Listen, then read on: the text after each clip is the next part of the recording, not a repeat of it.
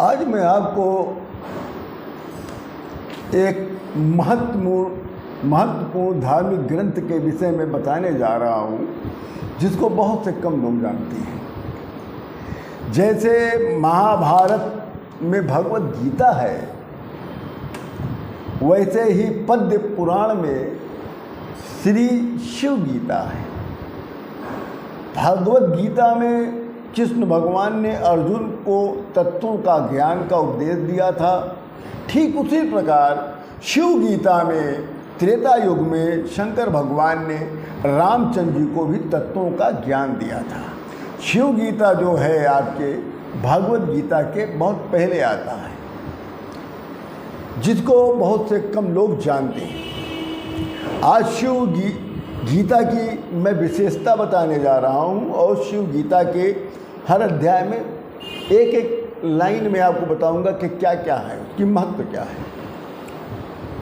शिव गीता की विशेषता ये है कि वेदांत की कितनी ही शंकाओं का इसमें समाधान किया गया है। शिव गीता में वेदांत के समस्त शंकाओं का समाधान किया गया है।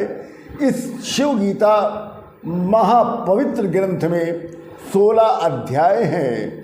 प्रत्येक श्लोक में केवल हमारे शंकर भगवान ही प्रत्यक्ष दिखलाई पड़ते हैं। प्रथम अध्याय में सूत जी और शौनक जी का संवाद है, और उसमें मात्र केवल प्रथम अध्याय में शिव भक्ति की ही चर्चा की गई है। शिव गीता का ये प्रथम अध्याय, जिसमें शौनक जी और सूत जी का संवाद है, केवल शिव भक्ति का ही वर्णन किया गया है। दूसरे अध्याय में अगस्त्य मुनि ने रामचंद्र जी को समस्त पदार्थों का ज्ञान दिया है।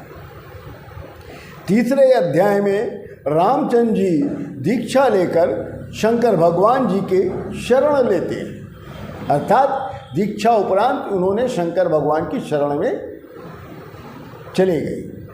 चौथे अध्याय में शिव जी का प्रादुर्भाव होता है, और यही उपासना का प्रभाव है। पांचवें अध्याय में रामचंद्र जी सर्वज्ञों के आयुध तथा समस्त अस्त्रादि का प्राप्त कर लेना, अर्थात पांचवें अध्याय में शंकर भगवान ने सूर्यदेव के जितने भी आयुध थे, अस्त्र शस्त्र थे, सब प्राप्त कर लिया था। छठे अध्याय में शंकर भगवान जी को अपनी विभूति का निरूपण करते हैं। छठे अध्याय में शंकर भगवान अपनी विभूति का निरूपण रामचंद्र जी के समक्ष करते हैं, और सूत जी ने शौनक जी को यही कथा सुनाया। सातवें अध्याय में शिव जी ने रामचंद्र जी को विश्व का दर्शन कराते हैं। सातवें अध्याय में शंकर भगवान रामचंद्र जी को विश्व का दर्शन कराते हैं। आठवें अध्याय में शंकर भगवान जी देहोत्पत्ति विभाग के साथ वैराग्य का निरूपण करते हैं, वैराग्य का निरूपण कराते हैं, सब उनको ज्ञान देते हैं रामचंद्र जी को। आठवें अध्याय में, नौवें अध्याय में शंकर भगवान देह स्वरूप का बोध रामचंद्र जी को कराते हैं। 10वें अध्याय में शंकर भगवान रामचंद्र जी को जीव के स्वरूप का वर्णन कराते हैं।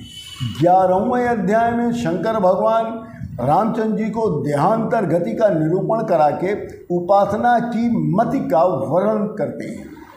12वें अध्याय में शंकर भगवान ने रामचंद्र जी को उपासना और ज्ञान का वर्णन बताया।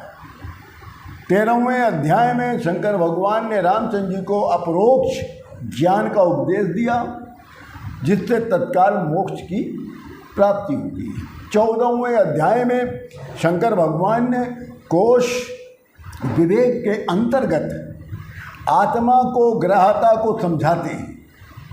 15वें अध्याय में शंकर भगवान ने रामचंद्र जी को मुमुक्ष को स्वस्थ बनाने तथा भक्ति योग का ज्ञान देते हैं। और 16वें अंतिम अध्याय में शंकर भगवान ने रामचंद्र जी को आसन और जप के सब प्रकार से विचार करके पूजा के प्रकार को प्रदर्शित करते हुए शंकर भगवान रामचंद्र जी को ज्ञान देते हैं। इस प्रकार ये ग्रंथ जो है अनुपम ग्रंथ है, और जो ये शिव गीता है ये भगवत गीता के बहुत पहले आ गया था। इसी के साथ मैं आप सभी लोगों से विदा लेता हूँ। जय जय सिया राम।